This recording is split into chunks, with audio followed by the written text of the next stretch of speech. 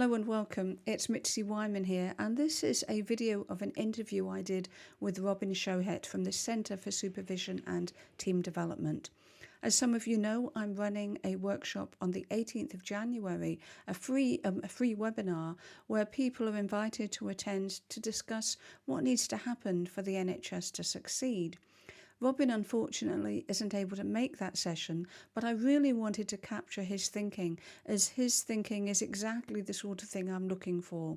Wild, fascinating, fabulous, audacious ideas that are well beyond the usual and get us really thinking about, what lies behind our inability to really solve some of our most intractable problems when we're thinking about beloved institutions like the NHS. So I hope you'll enjoy this session. I look forward to seeing you on the 18th if you're able to make it, or indeed at a future event. So, hi, Robin. Hi, Um, Mitzi. as you know, I'm going to be running a webinar on what needs to happen for the NHS to succeed. And Mm, I've got some thoughts on that. I think I've shared with you that I do believe one of the issues is people can't really think for themselves, can't really think independently for themselves. So we tend to go round and around in circles. So this is a first in a series of interviews and with people I think have really interesting things to say about this. And so, Robin, what are your thoughts on what you think has to happen for us to have an NHS that can succeed in challenging times, but also for our well-being generally? What are your thoughts? well, I know you are very involved in time to think, and I don't know what the philosophy of time to think is, but I believe that people can't think clearly when they're frightened, and I think there's an enormous amount of fear in the NHS, and that's what I think I'd like to talk to you about. Um, there's two levels. Well, there's lots of levels of fear, but let's just start with two. One is that there's a blame culture around, and I think that people are spending a lot of energy protecting themselves and frightened of making mistakes. And when you're in that, you're in survival mode, which means that your cortex can't think clearly because your amygdala's hijacking it. I mean, I'm not an expert on these things, but let's just take that as an approximation to start with. So there's an enormous amount of fear around for whatever reason, um, as opposed to a belief that human beings want to do their best. And we can look at what contributes to that. But I think unless the topic of fear is addressed, you will be going round in circles, even with for whatever reason. So that's my first point. The second thing that I think contributes to fear is about around illness and death itself. That what has happened is that we're living longer and longer, and as opposed to enjoying it, it's made us paradoxically not accept death, as almost as if we should put it off for as long as possible. Whereas cultures, or in the past, where we died much younger, death was seen as much more connected to life. Now we've kind of almost like wanted to separate it. We hide the dead. We don't. They're not. We don't even see dead bodies. So we've got a whole attitude towards death that I think isn't examined. So that's the second thing. And I had a third thing, but let me just see if I can remember it. Um, Yes, it's actually if you and it contributes to the first one is that if you don't make me better, if I'm not better, it's somebody's fault. So that kind of feeds into the first one. That's fascinating, Robin, and I've just realised, listening to you there, I mean, there are three things you touched on there, each of which we could talk about in depth. I mean, this first thing about fear, and in terms of creating the conditions where people can think. So how do we create the psychological safety so that people can say what they think and there isn't that blame culture? Secondly, as you said about death and your third point there, but let's start with this one about death, because I think that's such a huge topic. There's so much to be said there. And as you say, these days we've moved away from accepting death in the way that might have been possible many years ago, and in a way, it's strange that science has taken over, whereas religion before used to give us some more certainty in a strange way. But do you want to just say a little bit more about this? About the approach to death. Well, I wrote a short article, and the title was "No Life Has Ever Been Saved." Mm, And I said all that's happened is that death has been postponed. mm. Tell And me more. well, it was like saying the idea of saving a life is just a, a wrong way of framing it. Your life cannot be saved because you're going to die. You can postpone your death. And what I tried to do in that article was actually say, until you accept that you're going to die and that it's inevitable, the what you're doing is postponing death, but you're not actually beating death. And we've got this omnipotent idea that we can somehow beat death. And of course, death will always win. So we're setting up ourselves up for failure. And I think the medical profession itself has bought into this idea so that they're both omnipotent in that thinking that they can save lives and the idea of saving a life, but also impotent in the sense that they can't ever beat death. So I think the medical profession has bought into an omnipotent, impotent kind of paradigm continuum, Mm, if that's the right word. Um, so I think the NHS is just a symptom of something much deeper. Now, given that it is just a symptom, we are making the symptom much, much worse with different attitudes. But actually, I see it as a much deeper malaise, and our whole identification with the body that fails us inevitably. I think I'm very much with you on this. It certainly ties in with my own Buddhist beliefs. What are the things do you think that need to happen for us to be able to start having a conversation around this? Well, I honestly think that a conversation around fear is the best place to start, Hmm. where we start sharing our fears. One of the things people have said that I create a lot of safety in my groups. And I was thinking, well, I believe them, and I wondered how I did that. And it was just like normalizing fear so you don't have to have shame around it. I Mm, am frightened most of the time. N- Sometimes it's very conscious, and sometimes it just nags away at the background. But I'm frightened, and my family, particularly my eldest son, says he can't stand how anxious I am. And on the surface, I'm reasonably healthy. I'm very healthy for my age. My I'm successful at my work. It's not a. It's a kind of fear of that comes from believing I'm a separate person. And I think this ties in with your Buddhist philosophy. And I don't know. I don't want to take us to an esoteric view, but until we mm, tackle fear, I think we're going to be coming up with new strategies, and you will be part of going around in circles too. mm. If I may say so, I'm not saying it critically. I'm saying that we're all doing it once. We can't um, tackle this question of fear, and I think the root of fear is that if I believe I'm a separate person and that we're not connected in some way, what I do is I protect this separate Robin.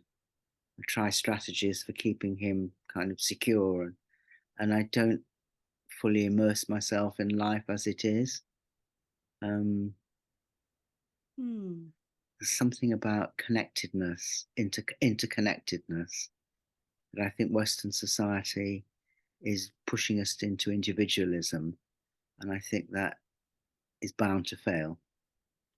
It reminds me of when I've heard you speak before around fear and racism, and you use the wonderful metaphor of the hand. Can you just tell me a little bit about that? Because I think in some way there's a connection, but can you? Okay.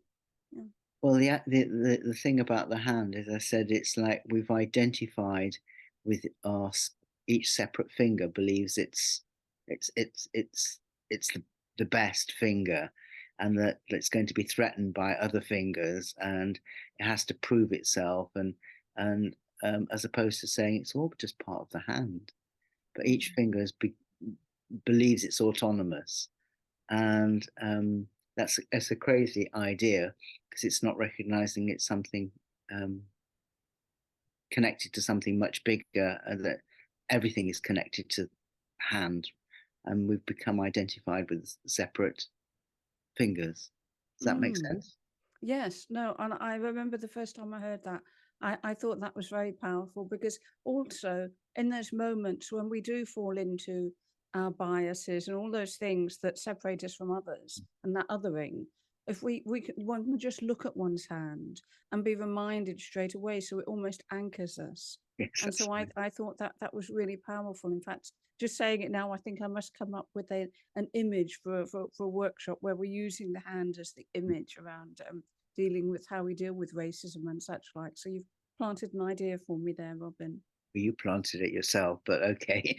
Um, yeah, there's something about, you see, Mitzi, you're Mitzi and I'm Robin, apparently.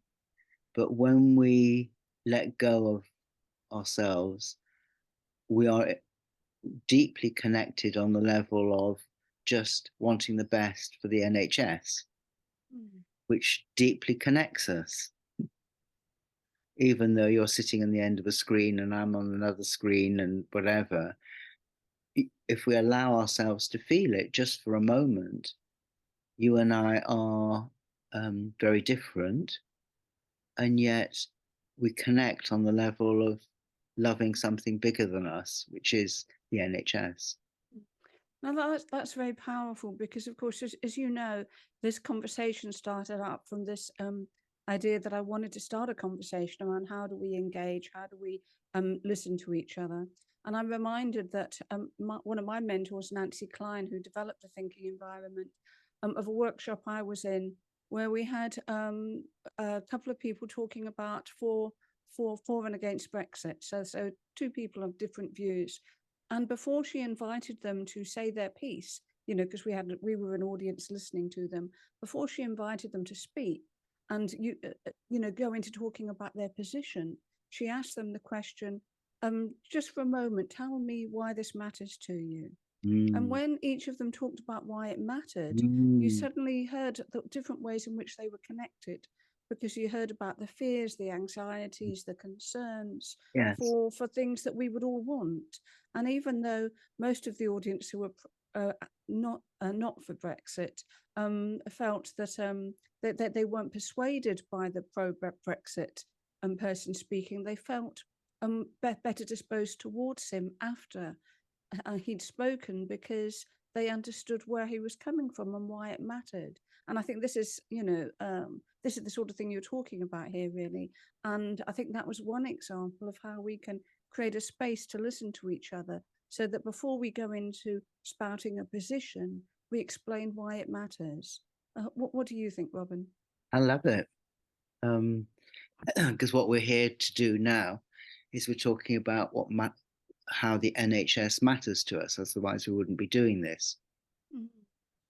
And I think that could be true of anything. I think it's a lovely way to approach any dialogue. Why does this matter to you?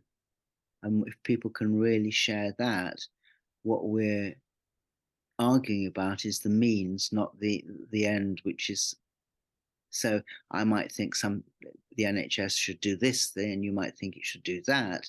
But what we're united in is that then the NHS matters. Mm.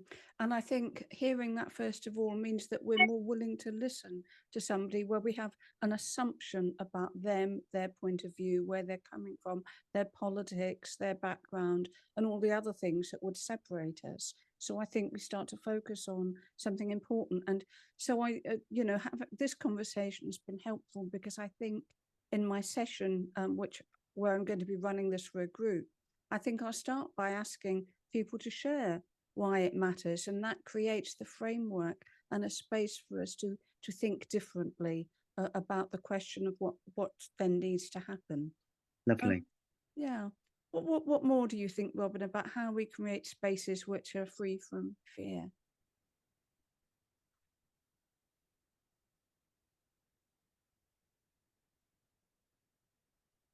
I think just talking about it and being open.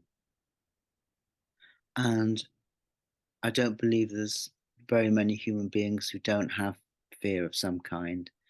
And what happens is that if you don't own your fear, you get other people to feel it. So the bully is really getting other people to feel his or her fear because they won't own it themselves. So the more open we can be around talking about our fear, the less we're going to inflict it on others. Mm, mm. So I would suggest that the bully or the tyrant is very, very frightened because they're making other people feel their fear. It's interesting. In Buddhism, we talk about anger as one of the 10 worlds, and some people will have anger as the basis from which where they approach life. But anger in the Buddhist sense isn't what we normally think of. It's much more about a sense of wanting to be superior all the time, and arrogance that's expressed, but it's actually covering up a deep inferiority. And so and so that's how we get tyrants, some people who act out of fear in that way, and that's how that resonates with me. And we see that so often, people wanting to well, I suppose, to be morally superior, intellectually superior, be the one with the bright idea or whatever, um all the time telling people things rather than listening. Mm. i, I think a lot of it's about listening. Would you agree, Robin? I think listening is the natural state when you're not frightened. It's you could rather than using the word listening, you could talk about receptivity. Oh, tell me more about that. I don't know. I just said it. Well, it's yeah, it sounds Well, it's fascinating. being. If I'm not frightened, I can be very receptive to you. It's Mm, it's it's listening, but it's more than that. It's mm, taking you in. It's not just listening to the words you say. It's being receptive to your being. mm. So, It's interesting because in the thinking environment, which I return to because it underpins most of my work, we talk about generative attention. mm, And how, when we're really listening to somebody, not out of curiosity, because curiosity is sometimes about what we want, it's born of something we need, but out of interest, listening out of interest, and interest in where the person's going to go next in their thinking, and listening with interest, appreciation, and encouragement, and the belief that this person can think through anything and come up with ideas and solutions and find their own way, their own path. But it does require us to be able to put aside that desire to interrupt and to say what we think, and to just be able to listen. And that attention is generative. Mm. so I want to just think about your purpose in doing this. I think I would challenge you and me about our agenda and our fear of not letting it, our fear of needing, the, a fear that drives our wish for things to be different. Mm. So we're not really just doing an inquiry for the love of inquiry. We have an agenda that we want things to change. And that might get in the way. Well, that's really interesting because I had thought about that. um, there's a sense that, oh, the NHS has to be Mm, fixed. mm, Let's have a conversation about that. And people would talk about the money, the politics, mm, whatever. And I thought, and I was thinking about this and thinking, really, what I want is just to create a space where I don't know what people might say, they might think, mm. what ideas might emerge, but it's just to create this space where fresh thinking can emerge and go anywhere and be willing to hear anything. I think that is what I'm hoping for. How easy that is to create, I don't know. It may be this first session is really just talking about what's, unfortunately, starting by talking about maybe the problem, because I think that's where people naturally go first of all. But I really want to create a space where people can think and say anything, and we must be willing to hear it and see what emerges from that. And I suspect most of the people that have signed up for my webinar would be very surprised, for example, to hear that the conversation might begin by talking about our relationship with death. That Mm, would be blow them away, and they think, what's this about? I come to talk about waiting lists and targets and what this government is doing. So, so there is sort of an agenda in that I want to create a space for almost a free association. lovely. But yeah. I really like that.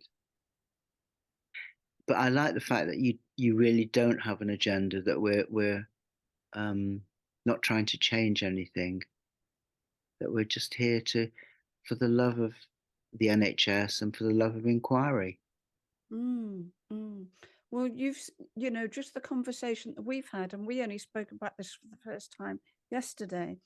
Just the conversation we had for a few minutes last night, which prompted me to get up at 6:30 this morning when I'm not a morning person, really ignited my thinking and made me want to do this, because I knew by sharing this short video with people before that, they'd think, oh my goodness, this is going to be so much more than I thought it was.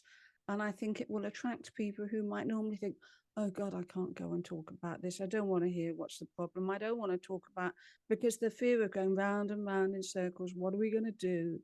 Let's have a different conversation, and let's be willing to hear. What I said in my blurb when I invited people was a, a space where people can do and think the unthinkable. And I knew that some people would think, oh, immediately they'd think, oh, you're going to say we have to start paying for treatment. You're going to say we have to do this. That's what they would think when I said the unthinkable. So I then said, before you protest or get concerned about that, remember, gay marriage would have been unthinkable less than a generation ago. So things can change if we're willing to just be open. Things that we thought would never happen can happen. Um, Okay, so I'll give you another unthinkable: mm, love. mm. Say more.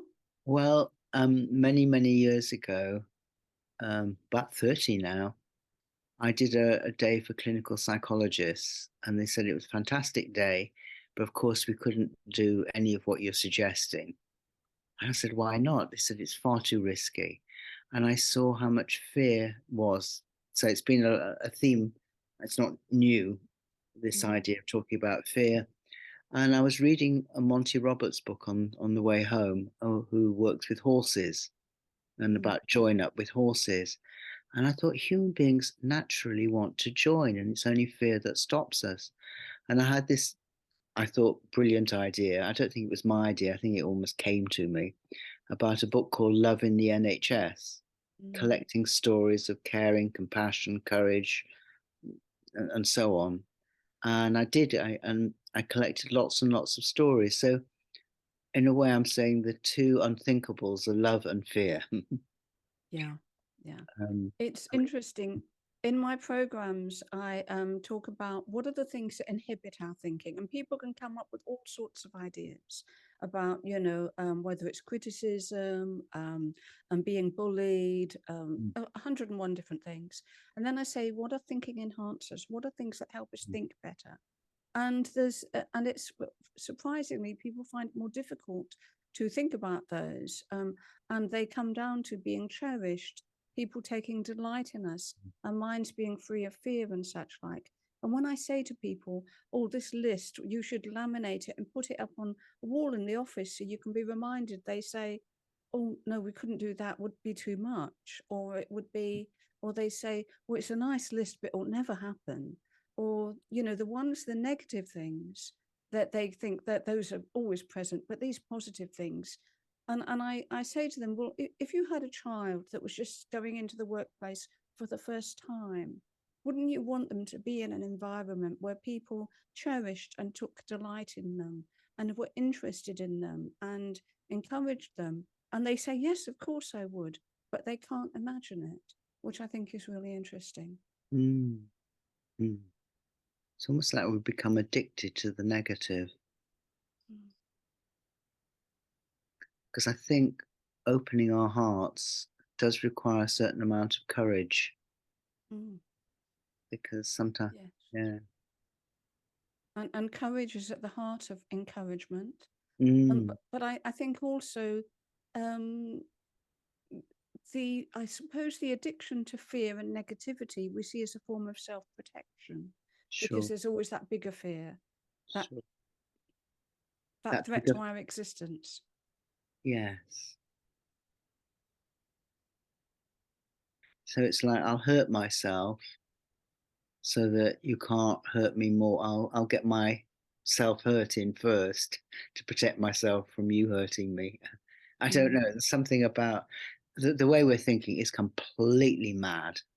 Hmm. Most of our thinking is completely mad, which is why I like your idea of time to think, because it's like saying, um, if I create this space, we're going to get past our mad thinking to our real thinking.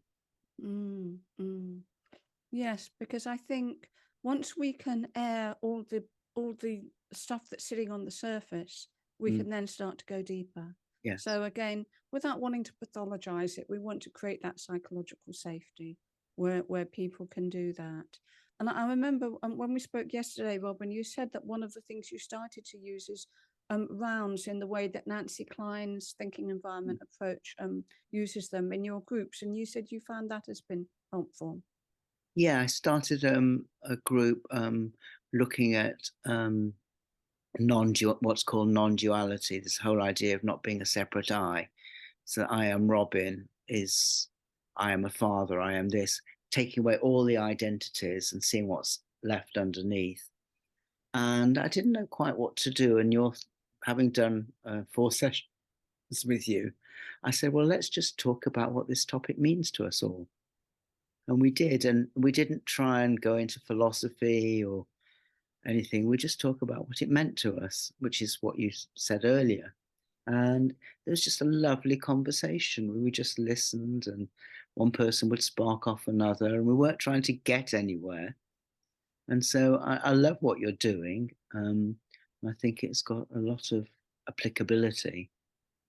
How you're going to get it out there, God alone knows. And maybe that's not the point. Maybe it's Mm. just the point is what we're doing right now is Yeah, connecting. yeah.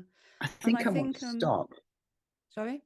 I think I want to stop. Yeah, I was just going to say, I think it's the half-hour mark there, but I just wanted to say just at the end there, that the purpose of the thinking environment is really for us to be able to reclaim our independence as thinkers and to create a space where others can do the same. Because so often in our gatherings, in our meetings, there is a sense of what am I meant to say? What should I say? Mm, What am I expected to say in this group? yeah. And the legacy behaviors and dominance dynamics that determine who gets to speak and who is heard. So really what we're wanting to create is spaces where people can say what they really think and others listen. But thank you very much, Robin. That's been brilliant, really fascinating. I'm sure people will enjoy hearing about that and want to hear more from you. So perhaps we can come together again for another session, maybe a one-to-one, or indeed in a group session when a time allows for that. Well, thank you for asking me, Mitzi. I mean, I'm slightly embarrassed because I just do the things off the top of my head, and I hope some of it will be useful. And no, it's exactly what we're wanting, that free thinking and not feeling to be able to go wherever and to wait for the wisdom to emerge, which it does. Um, Thanks, Mitzi. Thank you. Bye bye. Bye. Okay.